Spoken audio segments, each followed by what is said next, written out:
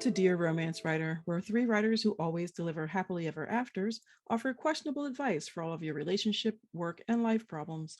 I'm Zio Axelrod. I'm Rowan Parrish. And I'm Avery Flynn. And drum roll, please. Today, there you go. Give it to me. Today is our 50th episode. Woo! So we are doing a massive giveaway for you guys. We will have details for you at the end of the episode about that because we are mean human beings. But for now, we have a great show for you today. And because we are selfish hags, it is just us this episode because we're like that. You can't trust us. It's all about me. It's all about us. So I chose the letter for this week and I wanted to give just a little setup. It's super short, it's super non-specific. And at first I was like, great, that'll make for a terrible conversation. But then I thought, no, the best conversations come from like a kind of a general theme where you can just riff. And so I've decided to go with it. And if it's terrible, then I don't know, we'll come back and edit it. And at this point, I'll say, no. terrible, turn it off right now. And you know what? I think it just sort of goes along with the vibe of the show, and especially on our 50th episode. So there you go. We've always said it's like a garage band here. We should have had bubbly or something so we could Oh yeah. I'm on like coffee number 5 for today, and I've made the switch to iced coffee, so I'm bubbly enough. Well, speaking of bubbles, when I was at Zio's house the other day, she has a soda maker, like a seltzer machine. Yeah. And I have actually wanted one for a while because I want to make anything seltzery. So I've desperately always wanted sparkling coffee. Wouldn't that be so good if your iced coffee was sparkling like seltzer? But then unfortunately, Zio just like welcomed me to reality and told me that you can't really do that because it will gunk up the machine and only water. Yeah, but she had the great idea. Solution. We did have a solution. Tell the solution because it's brilliant and I want to do it. So like with the machines, and mine is it's SodaStream. I think it's called the AquaStream. Basically, you put the bottle in there and the water gets, so they don't want you to use juice or anything like that because it'll go up in the so I was saying you just make the water first and then use like a cold press, concentrate coffee or something like that. And then you can make your iced coffee and then you can love it. I think that would work. And you know what? We have one of those in my pantry because no one will use it except for me. So I would be more than happy to ship that to you if you really want one. Oh my gosh. Well, I don't want in my pantry. No, it's you or Goodwill. Oh, so make your choice. Great. It's me. Thank you. All right. Okay. DRW swap. Yeah, that's what it is. Amazing. I can send you back like a lot of broken down cardboard boxes. Send me cookies. Oh yeah, I'll send you cookies. Yeah, that's baked goods. I like to be paid in baked goods. Okay, great. I will send you cookies. Wonderful. Anyways, sorry you don't have to hear that. Let's get on to our letter, which today comes from Everyone is Gay. Okay. I said, I love you, and she didn't say it back. She seemed really touched and didn't freak out, but now I feel like an idiot. What do I do? This feels like season 2 of Heartstopper, maybe. I haven't watched it, but I feel like I don't know if they're going to do that, but it sounds like it would fit right in there. Oh my gosh, how mortifying when you put yourself out there like that and you don't get. Well, if you get a negative response, it's a negative response. But if you can get the sort of like non-response. That's when the wheels start turning. You start thinking, oh, I'm an idiot, or I shouldn't have said it, or maybe, whatever. Wow. Yeah. I like you, but I don't like you. I don't like you painful, like you. And I know that this is from Everyone is Gay, which is a resource for like young people.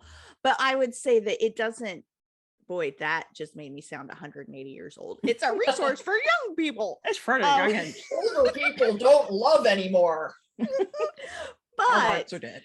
Yeah, it's that's one of those things that is universal. Like it doesn't get easier as you get older. From speaking with friends who are in the dating world, either still or have returned back to the dating world, and trying to figure out all of that. It is, number one, having the guts to be vulnerable is amazing.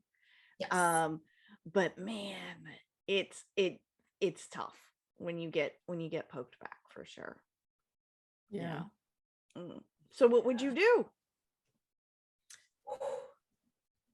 I don't know. I mean, as a teenager, I'm trying to think if that's ever happened to me. I don't think so.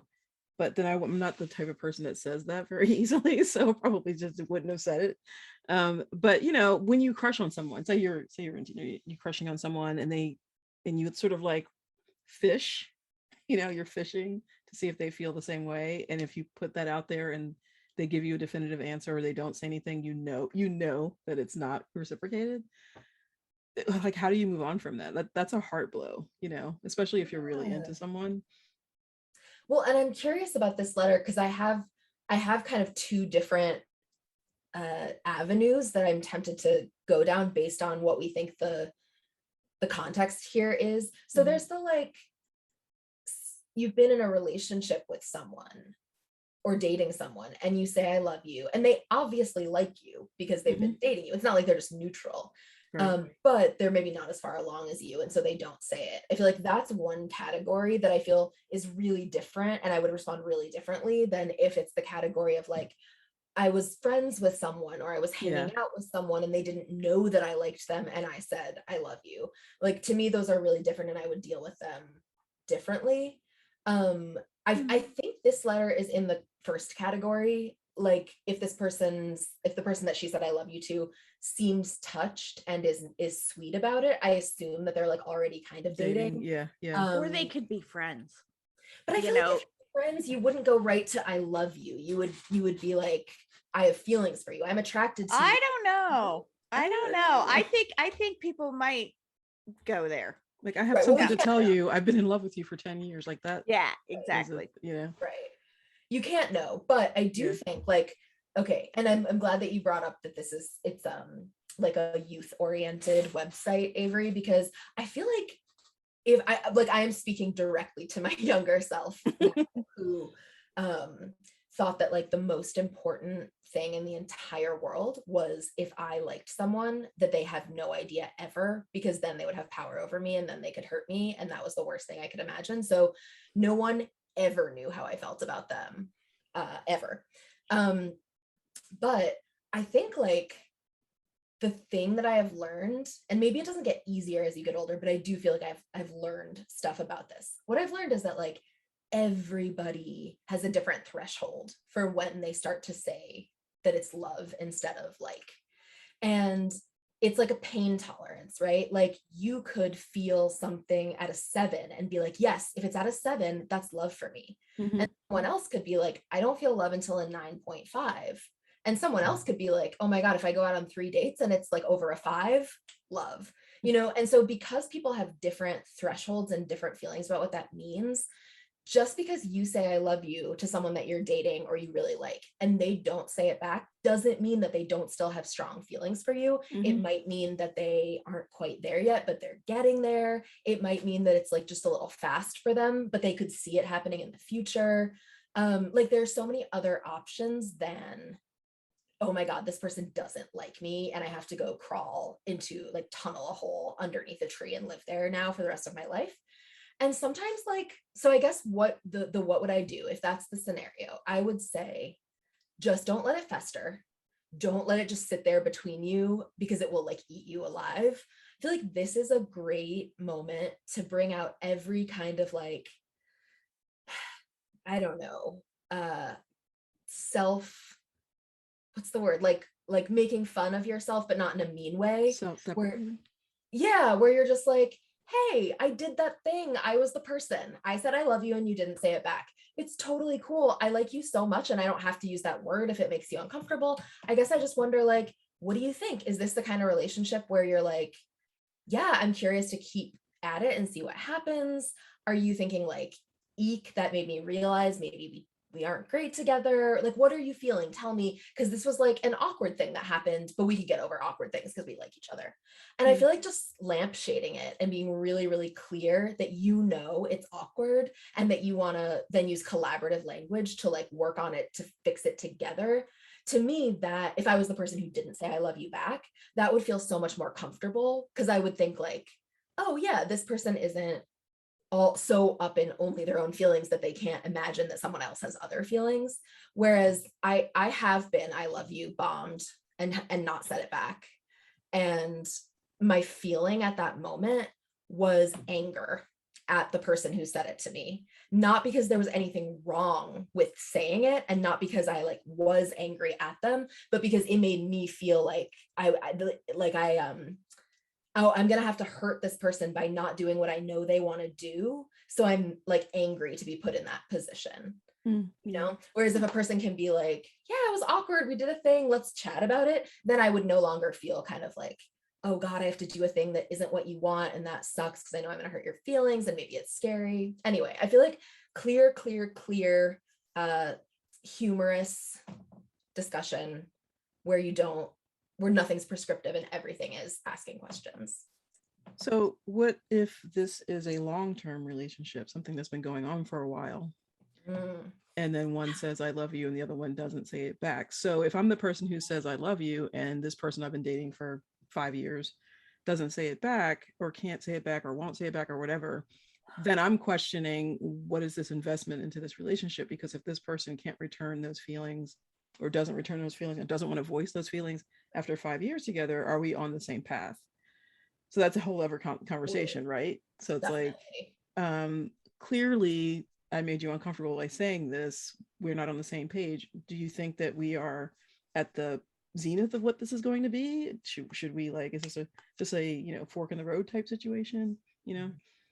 But I don't know. I think it does depend on the length of the relationship, the type of relationship, whether it's a romantic relationship or a friendship, because that's a whole different conversation. And also like experience. Like if you're 18 years old and you're saying I love you for the first time to someone, that's a scary thing to hear and to say, so I think not freaking out about it is great advice. But if you're a little older and you've been there before, it's not that it's not scary as well, but you at least have some experience to fall back on. But I think the first time you say I love you, like how old were you guys the first time you said, do you remember like a romantic I love you to someone? Like were you a teenager or you're in your 20s? Like do you remember like that first? You're both like the Jeopardy theme music is playing. Yeah, no, it was 16 or 17. Oh my God. So I'm very hard on your sleeve when it comes to, or I was, it's been a million years, when it came to liking someone, wanting to date somebody, all of that stuff, too much to my detriment. But yeah, I the first and only person I've ever said I love you to is my husband. So that's amazing. Yeah. That's really sweet. Well, we got married when I was 12, so that might be yeah. But I would say, yeah, I would definitely let this person know they are not the only one who's ever done this. It feels awkward. It feels weird. And unfortunately, it may be one of those things where if it is a friendship situation and you talk about it and you're like, hey, I love you. And the other person's like, oh, that's so sweet. I love you, but I don't love you. Right. And they have that and they don't freak out, but you're still embarrassed, all that sort of stuff, which is where my brain went to when we discussed when the letter was read. In that type of situation, what stinks, honestly, is the fact that will impact the friendship. Yeah. I mean, I hate to put it that way. But the thing is it may not impact it for long term. It may just be awkward for short term. And then you guys get back to where you were. And that also gives you time to sit back and say, okay, is it really love? Is it just that I love the idea of this person, which to me is a super easy thing to fall into, where especially if you're not in a relationship but you're in a friendship with someone, is it is the idea of the person and sort of an idealized mental version of them, even if you're good friends, rather than the person themselves. And I think that is especially easy of a trap to fall into when you're younger. Yeah, I think that's so interesting too, because I like my feeling about it is exactly what you just said, Avery, is like the reason why I don't think that if you're friends with someone, I love you should ever be the first thing that you say in order to tell someone that you are attracted to them or that you have feelings for them, is that you actually don't know them in a romantic capacity. And so being in love with someone, I think, is about being in love with who they are in a relationship with you. If you're in love with someone that you've never dated, like you're in love with how they are in other scenarios, or you're in love with how they are with their current partner, or you love X, Y, or Z things about them, but you actually don't know how they are in private, in intimate situations. And I just like, to me, that isn't love. That is loving the idea of someone. That's infatuation. That's a crush, which are all fantastic and all wonderful. But I do feel like love is something that has to come, or has to develop out of, like, romantic love, I should say, is something that has to develop out of like understanding how someone is intimately with you, if you're someone who experiences love in that way. And so I think it's great to like double check yourself and be like, do I love this person, or am I using I love you to sort of like as a benchmark that I can, once we've both said it, that's just like a thing we do now. And those cultural scripts are so powerful. Like people don't even maybe think about I love you as being part of a cultural script, but all the relationships that we see, like in romance novels, in movies and TV that are romantic, like I love you is a benchmark, the same way like having sex for the first time or kissing for the first time is a benchmark, which is that like it stands in culturally and in our minds for maybe a lot more than it might mean specifically, or like different than it might mean specifically in that moment. And so I think like just being really thoughtful about what does that mean to you would be great, especially because the next thing you're going to have to do if you are friends and you don't want to like ruin this friendship forever is, I think, probably be really honest about whether or not you think you can get over it and just be friends. Yeah. So like I had a huge crush on my girlfriend before we were together, while we were just friends, and while she was with someone else. And for me, I knew I had a huge crush on her, but I never said anything because obviously she was with someone else and that was not my place. And I knew that I could get over it. Like I knew that if she was happy with her person and we could still be friends, that eventually, it would probably take a while, but eventually that friendship was important enough to me that I could have gotten over it. But I think if there's someone where you're like, I love them in this way that being around them, even as friends, is deeply painful to me, I don't think I can get over it. Those are really different kind of futures of the relationship. And I think that you can't always know which it's going to be, of course, but like if you can do some soul searching and think like, can you go up to this person and be like, hey, I said I loved you, kind of fucked up our friendship for a second, but I know myself and I know how I care about you as a friend. I might need to take a month and like run away and be in my feelings, but after that, I can be over it and we can have a friendship.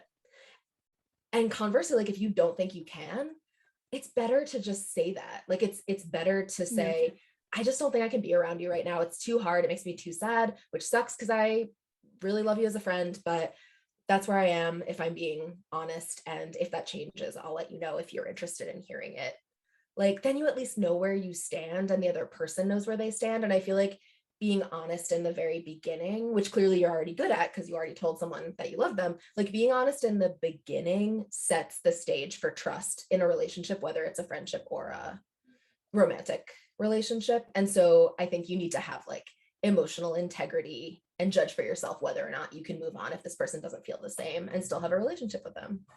Yeah, I think the communication part, especially with a friendship where this comes up, is key, because the person that you've said this to is not going to have that in the back of their mind every interaction that you have going forward. They're going to second guess what they're saying, how close you're standing, whether they touch you. Like it's going to be there if they don't reciprocate the feelings. And if they do, great. Yay.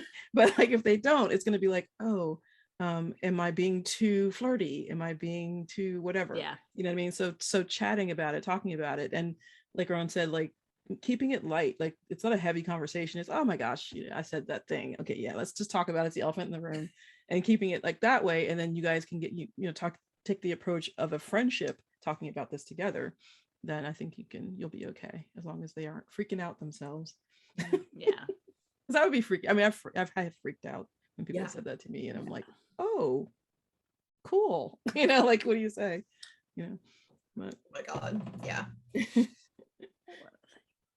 so yeah. Sorry, you're gonna say Avery. Go ahead. Nope. Go for it. No, I was just gonna say, I mean, I asked you guys if you've ever, or do you remember the first time you said I love you? Obviously, Avery, were you the first to say it, or was hubby first to say it? Like, who broke that ice? I have no idea. None. Ask him and get back to us. Yeah. Oh God, no. I won't remember. He's not gonna remember. Actually, he probably has a better chance of remembering than I do. I don't remember. I don't even remember actually saying it. Have you actually said it? No, I'm just kidding. Yeah. I moved across the country for him. Okay. There you go. That's your Actions love speak language, louder is than moving. words. Yeah. Yeah. So that's kind of where I am. How about you guys? Yeah. What about you, Zio? And also, how old were you? Because we didn't get to hear your. The first time I told someone I loved them, I think I was 13. Aww. Yeah, I had a massive, actually, I don't even know what, yeah, I had a massive whatever for this kid in grade school. And we dated, and I'm putting this in quotations for you on YouTube, because what do you do at 13? And you're dating, which is like holding hands I at was lunch. making out with Jeremy Carr on my front porch. At 13? Actually, before that. What was Oh sixth my. grade? Oh Yeah. my. Yes. Yes. Yeah, we had a whirlwind, like week-long romance Aw. that ended in chaos. Disaster. Just chaos. Absolute That young? chaos. Dang. Absolute all-out brawl on the streets of Philadelphia. Yeah, it was dramatic. That's a story for Between the another two of time. you, a brawl? No. Oh, No. oh, I see. Okay. No. Yeah, Oh, wow. That sounds juicy. it was very juicy, but that's a long story. We'll talk about it at a Polycon. There you go. Exactly. Oh, that's funny. Ugh. Oh, me. So, So go ahead. I keep interrupting you, so you go this No, time. that's okay. Well, I was just gonna say, since we're all romance authors, how about let's talk fictional I Yeah. love yous. Yeah. What does I love you? How does it play a part in your books? And have you ever written a favorite one? Mm. I I will mean, go first obviously just plays to a part. say no, I have not. But I like those because sometimes because they're different in each book for me. Sometimes it feels like finish line, sometimes it feels like the beginning of something, sometimes it feels like sort of just the natural, like I love you, pass the butter type of situation. So I think that's always really fun. Is that I think that a lot of times the I love yous have different vibes in the book, and sometimes for me they don't even come until the epilogue. Mhm. Because my people tend to go really, really fast. So yeah, like for example, the book I'm finishing up right now, it's literally over the course of 7 days. So yeah, that's an I know I want you, and I know I really, really want you, but I don't think most folks are going to say I love you in 7 days. Right. How about How you about guys? you, Ron? Well, my favorite way to write I love yous is to have it be super character specific, because I think I love you is one of those things, like I was saying, that people have different thresholds for, but also I feel like everyone thinks that they know what that means, but obviously everyone thinks it means something different. And so it's sort of absurd to say I love you and have the other person be like, oh yeah, me too. It's like saying, hey, I'm gonna pay you a sum of money, and the other person being like, great, definitely that works for me. And you're like, you don't know what the sum of money is, like you don't fucking know. And so I like to write scenes of I love yous that are like, it just depends on, maybe this character has never been in love before, in which case they would be like, oh my god, how do I know what is love, like what the fuck. Maybe someone else is like a total player and loves to date around, but has never kind of gotten their heart snagged and is like, I don't recognize this strange, sick feeling in my stomach. What could it possibly mean? You know, like I enjoy that. So I don't know if I have a favorite because I'm actually extremely bad at remembering my own books. Bing, bing. But one that I do remember and do really like, this is a spoiler alert for the book Where We Left Off by Roan Parrish. Spoiler alert. Fast forward 20 seconds if you don't want to know how that book ends. So at the end, Don't tell me they get together. Oh my God, they get together. They get together. Well, so the characters have been talking about like what love means to them the entire book, basically. And one of the characters is super romantic, very swoony, and the other character thinks romance is like a sham and has been burned so many times. And so they mean really different things when they say it. And so at the end, the very end of the book, Will, the character who's been really reluctant, is like trying to make a grand gesture to Leo, who's a romantic. Which obviously you already know that means he loves him, because if you're making grand romantic gestures, you want to please someone and like whatever. So it's his love language. So Will gives Leo something he thinks is going to be in his love language, and Leo is like, this, are you fucking kidding me? Like, this is what you have for me? You can't even like do anything. And Will gets really upset and starts kind of like ranting and is like, what do you want me to do? Do you want me to like announce that I love you in front of a million people? And he's like yelling it louder and louder. And then Leo's kind of like, I think you just did. And then we'll to see that there's like a crowd of people around him because he's been yelling about love. Anyway, I really like that one because I am horrified of public declarations, like public marriage proposals televised on the like, or at the basketball game camera thingy, TV disco ball in the middle. I am horrified by those things. Like if anyone ever proposed to me in public, I would be like, we are not compatible, because you would know this about me if you hung out with me for like one week, but I wouldn't like this. So I liked it that it was like a non-intentional and unintentional public declaration. And then he was like super mortified instantly. No. I like that. What about you, Theo? Mine tend to come toward the end of the book as well, unless even if because I read a lot of second chance romance. I think we a lot of do, and so there'll be the revelation that that's happening somewhere in the middle, and they might talk around it, but like the declaration doesn't come till later. But I think one of my favorites, it might be my favorite. That's the one that I'm working on now, and I can't really say which book it is, but one character basically realizes that they're in love with the love interest and says it out loud while they're in a conversation about something completely different with a group of people. That's the first time they say it. And they're just like, I really think I'm in love with you. And it's like totally out of context. It's because of something that they say, Aww. and they're just like, wow, you're amazing. And everyone's like, this sounds like a conversation you should be having in private. Like you should be talking about this in private. So I think that's like my favorite one so far. But yeah, it definitely is a jumping off point, as Avery was saying. It's not a like the end goal. It's like, you know what, I feel this way, you feel this way, okay, now where do we go from here? And that's where I like to leave the character. I love that. Getting to the adventure. So my sister slept over the other night, and she and her wife have been watching this like reality TV show, and she was like, it's really silly, you'll love it, can we put it on? So I was like, sure, whatever. So it's the show Are You the One? Have you guys seen it? I think somebody mentioned it recently, but I haven't seen it. Okay, so it's like, I think it was originally on MTV, but it's on Netflix. You can stream 2 seasons of it, but it's one of those shows where like the premise is a social experiment. So it's like 10, it's all heterosexual, except there's one gay season and we couldn't find it. It was not on, we couldn't find it. So it's like 10 men and 10 women. And matchmakers have chosen them because it's 10 perfect matches. And you live in a house with these 20 people and you know your perfect match is there, but you don't know who among them is your perfect match. And so they're like activities to get to know each other or like win dates. Oh, that's kind of fun. It's super fun. I actually highly recommend it. I mean, these people are literal children. They're like 24 years old and they behave like infants. But it's still fun. It's criteria for reality TV. Yeah, it's fun to make fun of them. But okay, so here's the thing that I think is so interesting is that each episode at the end, they have a chance to like lock in a set of, everyone pairs up and they lock it in to get told how many matches there are, but they still don't get told who. And so say they get 3 matches, they can look around out of 10 and be like, okay, 3 of these couple are a match, but we don't know which of the 10.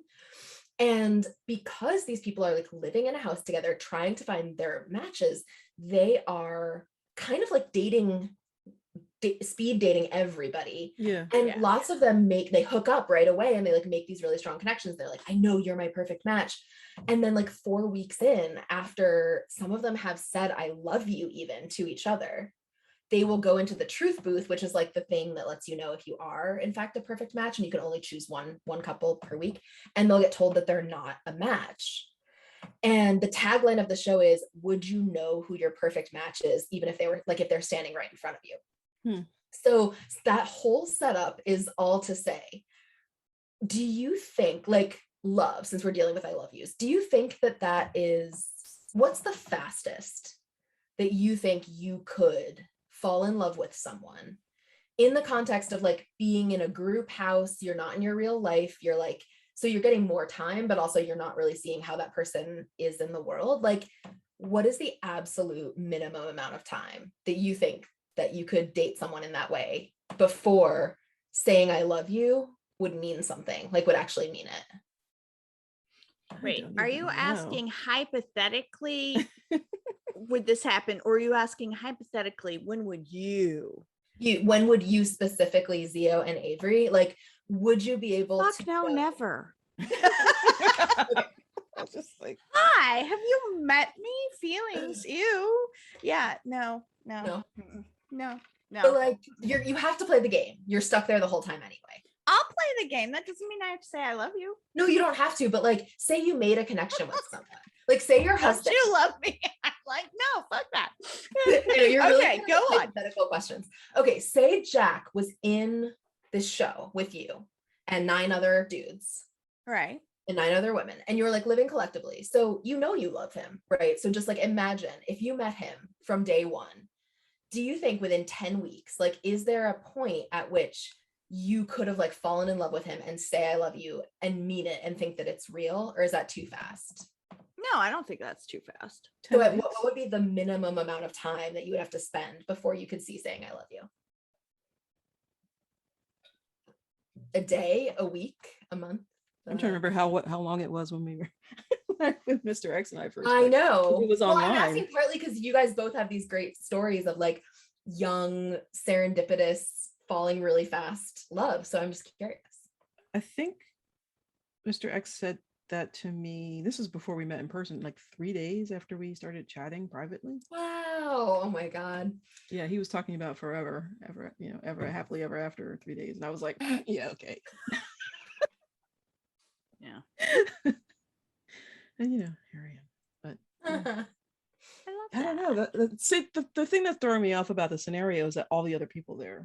Yeah. So it's not just being in the space with this person, it's being in the space with this person and 9 other potential people and 9 other You don't quote know. unquote rivals. Yeah, you have to eliminate, you have Yeah. to do all of that stuff. So I think that's a different scenario than, hey, you meet this person and you start talking to this person and you start hanging out with this person. How quickly could you figure it out that this was a yes or no?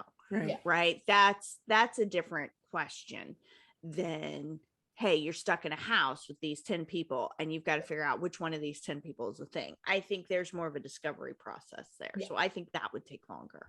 Totally. But no, I think you can definitely at least know without knowing Mhm. very quickly. I Yeah. don't have an issue with that at all. I mean, we form, some people can form connections pretty quickly, even friendship, romantic, whatever it is. And you just know within a couple of minutes of meeting someone that this is somebody you either want in your life or should be in your life or like to have in your life, whatever it is. So I think that that's definitely possible. So in this scenario, you guys are together 24/7. You're going to meet people that, you may not know which one is quote unquote the one, but you're going to meet people that click some, check some boxes for you in Yeah. some way or another Yeah, pretty quickly. I would think. absolutely. Mhm. I I have to agree. check out that show though. It sounds interesting. Yeah. I am curious what you'll think. It's very silly and very melodramatic, of course, and people behave so absurdly. I won't spoil anything, but like I'm watching them and sometimes everything they're saying, I'm kind of like, do you know what show you elected to be on and the premise behind it? Because you're acting like you don't know what show you signed up to be on. But it's definitely fun. And when I find the gay season, believe me, You'll be watching. You'll be tuning in. oh, I'll be tuned in. Yeah. What's the movie? We just watched it because we do this as virtual movie night, but it's a film where this guy is a celebrity and he signs up to do a dating show where like, oh, it's what's his name? Jason Priestley, isn't it? And he's like a celebrity and he Win a Date with Ted Hamilton. no. It's like a I haven't seen Was that this a though, current movie? relatively current. I don't think it's very current because it's Jason Priestley, but he's like a celebrity and he agrees to do this dating, like he has to choose a bride thing, and then his best friend falls for the one that they pick for him or whatever. But she's Aw. like not about this show at all, and her sister signs her up. I have to find the title, but it's I'm really looking it cute. up. It was really cute, yeah. And I was like, this is not what I was expecting from this. It was actually had a little bit of heart to it. Aw. All right. Well, while Roan is looking up and finding the name of that, you've got to tell everybody about our giveaway. Oh yes. Yes, we are giving away, was it 25 books? Yes. Yes. Like basically 25. a library, and $25 gift card to Barnes and Noble so you can buy more books. But yeah, this is all to celebrate our 50th episode, which is like nuts to think that we've done 50 of these. This is wild. Yeah. It is kind of crazy. I want to So go back we're- and listen to some earlier episodes just to see like what they were like, those first couple of episodes in Yeah, February. format March. has definitely changed, that's for sure. Yeah. But tell folks how to enter and all that good stuff. We don't want to leave anybody out. Yeah. So to enter, you can send us a letter via our website form, our email, which is advice@dearromancewriter.com, or a direct message on Instagram or Twitter. We'll pick a winner at the end of the month. So, get those letters to us. We always want to hear from you guys. We love like finding these fun little gems from around the web to respond to here, but we really want to answer your letters and tackle your problems. So, Send us a letter for advice. yes. Not just a hey guys, how you doing? We want a Yes. question. So send Yes. us a question for advice. Yes, we are letter. bribing you. We're bribing you. We're bribing We you are to give bribing. us your Participating. problems. Yes. Lay your burdens upon us.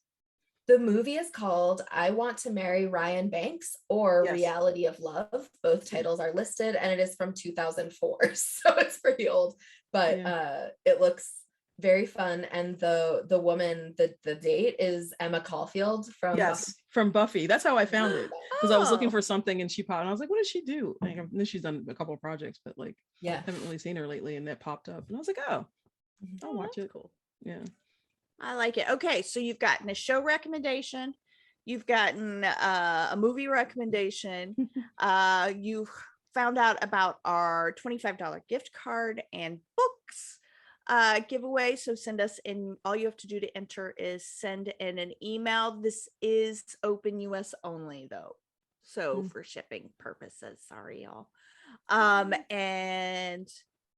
And you got to hear way too much about our love lives in this episode. So there you go. I love you. I love both of you. I love you. I love you. both. I don't mean to make it awkward, but I love you. I make it awkward without I love yous. So it all works out. I just do this little Korean Aw. heart. Yep. I used to do these, but this is overplayed, so I like this one now. Ooh, You like never that seen one? it before. I'm learning. Really? No. Oh yeah. I don't look at stuff sometimes. Anyway, we love all of you listeners. We love you. Thanks so much for listening, hanging out with us here today on Dear Romance Writer. As Avery and Zio said, remember to send in those questions to enter our giveaway. We cannot wait to give you more questionable advice from this trio of happily ever after enthusiasts. Oh yes, we love you. God, Wait, I'm no. doing it wrong. I can't do it. I'm I like, can do it. It's just this. am There I you go. doing it? My thumbs There are you go. too stumpy. My Am I thumbs are doing it? too stumpy. See, I can't even say I love you without words. All right. It's a problem. Oh gosh. We'll see All you right. next time, guys. We will. Bye. Bye.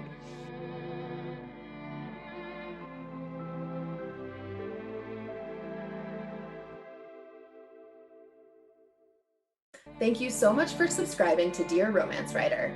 Remember to keep sending in those letters at dearromancewriter.com. We can't wait to tell you what to do. Dear Romance Writer is part of the Frolic Podcast Network. Find more podcasts you'll love, frolic.media/podcasts.